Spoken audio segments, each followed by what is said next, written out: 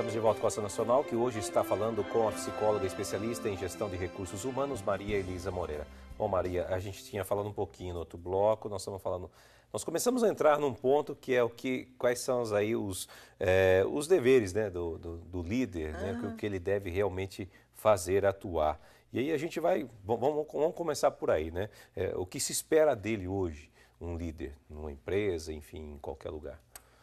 É interessante, né? Mais do que talvez deveres, talvez hoje a gente fale muito, a gente usa muito as expressões papéis e responsabilidades, né? É interessante esse caminho aí de reflexão, porque é o seguinte, nós estamos numa sociedade muito plural, onde as pessoas, e obviamente os líderes também são pessoas muito diferentes entre si. Sim. Nós não temos hoje mais ninguém parecido com ninguém. Hoje há uma abertura para você ser o que você quiser na empresa. Né, nas instituições de modo geral.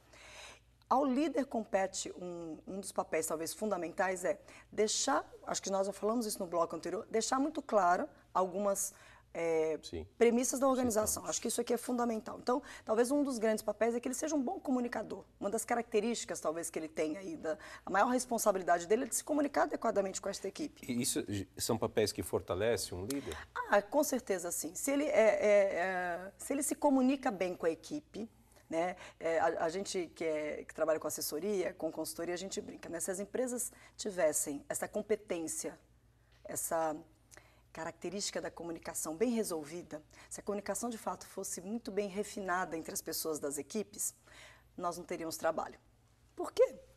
Porque o que pega nas relações é justamente a falta de habilidade dos líderes e das pessoas de modo geral, mas já que aqui a gente está falando de liderança, né? Eu acho que, como aqui é liderança e trabalho, talvez esse seja um dos grandes desafios hoje. É você saber se comunicar bem, seja por e-mail, seja por WhatsApp, seja pessoalmente, seja no contexto coletivo, seja no contexto mais individual. Então, a comunicação é uma coisa importante. Posso estar enganado, mas eu acho que algumas pesquisas têm apontado o seguinte, que o principal problema que existe às vezes dentro de uma empresa é a falta de comunicação. Sim. Não é isso? E acho que é aí que está a grande chave do problema.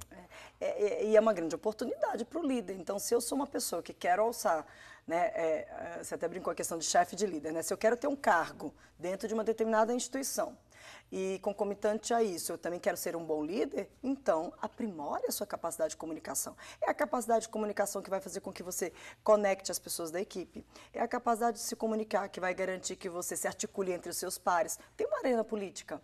Existe uma arena política. À medida que você vai crescendo no seu cargo, você vai tendo que, eu falo, né, um trânsito, que você tem que transitar muito livremente. Você tem que delegar para a sua equipe, né? Você não pode delargar, né? Também é diferente, né? Não delarga, delega. Delegar é se comunicar adequadamente, escolher as pessoas certas para fazer o que precisa ser feito e acompanhar. Você tem que se articular bem com quem está acima de você e você tem que se articular com quem está ao seu lado, os seus pares, que são outros gestores como você, que são outros líderes como você. Então, esta capacidade, ou esse papel e esta responsabilidade do líder hoje, ela é extremamente enfatizada. E uma das talvez, associada a isso, uma das grandes características, é o líder que ajuda a equipe a aprender mais. Não que ele saiba mais, mas ele faz de um jeito com que as pessoas se sintam à vontade em compartilhar os seus conhecimentos. O líder não tem que saber mais que ninguém da equipe. Pelo contrário, hoje a tendência é que o líder saiba cada vez menos que a equipe. Talvez esse seja o que a gente chama do grande paradoxo da liderança, viu, Júnior? Pois é. Olha que interessante.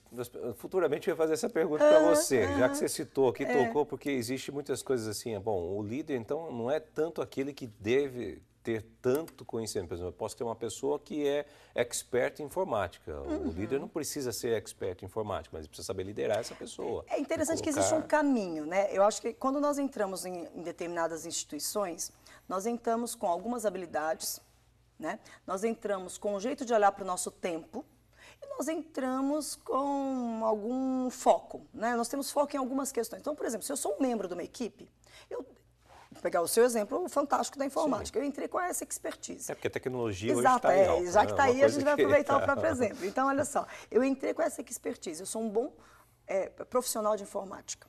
eu administro meu tempo, eu entro às 8, saio às 18, cumpro ali o que eu tenho que fazer, né? Alguns até hoje têm a facilidade do trabalhar em casa, quer dizer, eu entreguei aquilo que me propuseram, fantástico, eu administrei meu tempo bem, fantástico, eu integro uma equipe. E o foco meu é na minha carreira, é no meu desenvolvimento pessoal, meu foco é em me relacionar bem com os meus pares. Fantástico, até aí tudo bem. Só que você fez tão bem o seu trabalho como técnico em informática, em profissional de informática, que alguém olhou para você, alguém que estava acima de você, né? O seu líder, né? E olhou e falou assim, poxa vida, o Júnior é um excelente profissional de informática. Mas além de ser um excelente técnico, além dele ter essa competência técnica, ele também se dá muito bem com os colegas.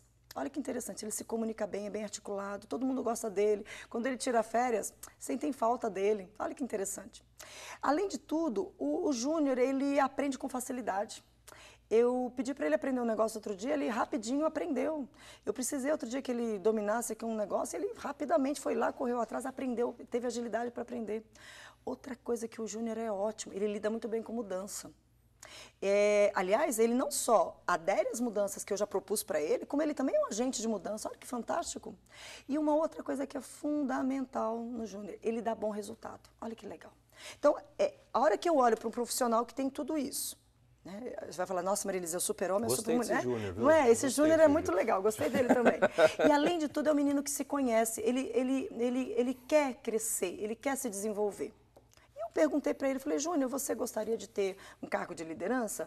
E o Júnior, com toda simplicidade, falou assim, gostaria. Eu gosto muito de ser o que eu sou, mas se ele responder sim para esta questão, ele vai entrar num grande dilema. E é isso que eu falo que é o paradoxo da liderança. Ele vai se perguntar assim, poxa vida, aquilo que me fez ser promovido, que aí ele foi promovido, né? Que é o que eu mais gostava, foi promovido, nossa, que lindo. Só que tem que é o seguinte, aquilo que você mais gostava de fazer, que era a sua programação lá, ficava quietinho, seu fone de ouvido trabalhando, interagia com os colegas, você vai ter que deixar de fazer, tá, Júnior? Porque agora você não é mais o profissional de informática dentro daquela equipe. Você agora vai liderar, inclusive, não é nem a mesma equipe não, tá? Porque às vezes pode acontecer, o que também já é um super desafio interessante. Sim. Você vai liderar agora umas 8 pessoas que vão fazer a mesma coisa que você fazia. Só que você não vai poder mais colocar a mão no computador, tá? Você vai ter que orquestrar esse processo. Combinado?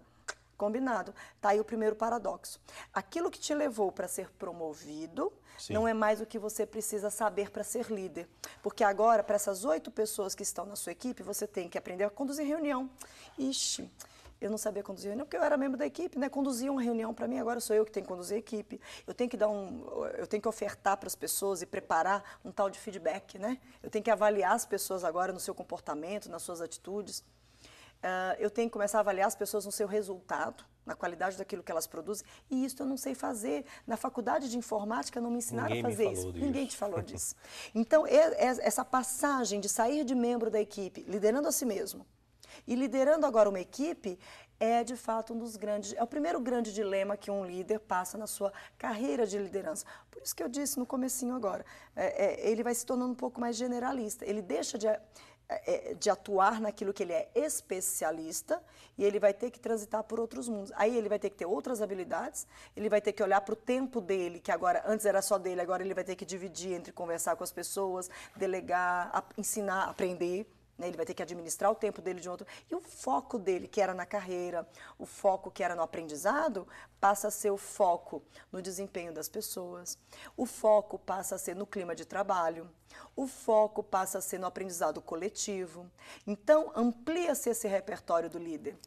E é engraçado, Júnior, que assim, a equipe até admira quando numa situação de emergência, o Júnior, que agora é o nosso líder, resolve também um problema. Eles ficam felizes e apreciam. Mas se você fizer isso todo dia, qual é o recado que você está dando para a sua equipe? Olha, eu continuo seu colega, eu continuo o par da equipe. E talvez isso não te legitime como líder. Então, papéis e responsabilidades, quando, né, quais são os papéis e responsabilidades? O papel do líder, eu brinco, vou usar o pleonasmo aqui. O papel do líder é assumir o seu papel. Né? O papel do líder é dizer, ok, eu coloco o chapéu de líder. E aí eu vou orquestrar o processo, né? Esse é o primeiro desafio. Os outros desafios acontecem, se eu me torno um líder de líderes, por exemplo, o desafio é outro. O líder de uma empresa, né, de um grupo maior, é outro. Mas o primeiro grande e maior, né, assim, o grande no sentido de desafiador mesmo, é essa primeira passagem, esse primeiro movimento aqui. Porque você vai deixar aquilo que você cuidou. Poxa, aquela planilha Excel que eu fazia, nossa, foi eu que criei, nossa, porque esse projeto foi... E alguém vai ter que tocar por você. Outro profissional vai ter que fazer isso no seu lugar. E aí você vai ficar morrendo de ciúme porque ele vai fazer melhor que você. Não é? Às vezes acontece, né? E aí, olha que fantástico. Que bom, né? E que bom, e que bom. Ou pode fazer, não com a qualidade que você gostaria, mas ele vai fazer do jeito dele.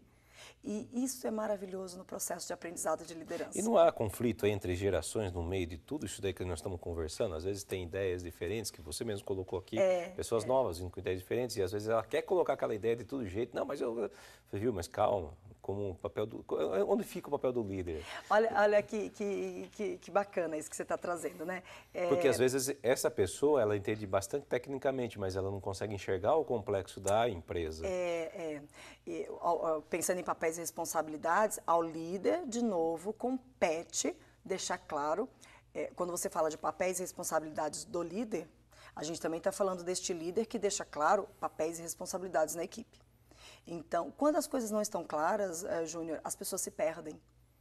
Então, o líder ele tem que estar muito atento, até para influenciar um pouco a questão do clima de trabalho, ele tem que estar muito atento. Quem está com mais tarefas? Quem está com menos tarefas? Quem conversa com quem? Quem não conversa com quem? Por que fulano tem uma rusga com Beltrano? Por que será? O tempo dele agora não é para fazer a tarefa. Aliás, se ele estiver fazendo uma tarefa operacional, ele vai perder a possibilidade de ser tático, de ser estratégico. Então, assim, o líder que for, de fato, consciente do seu papel, ele vai estar muito mais atento às pessoas do que à própria carreira dele, nesse sentido. É claro que uma coisa não se sobrepõe à outra, né? O fato do líder olhar para a equipe, essa equipe com essa diversidade toda, não impede ele de crescer na carreira dele. Agora, pensando na questão das gerações, eu acho que é um tema absolutamente incrível. E a gente tem que só tomar cuidado de não estigmatizar as pessoas. Não, porque existe hoje, né, as nomenclaturas. Tenho grandes amigos que estudam só gerações.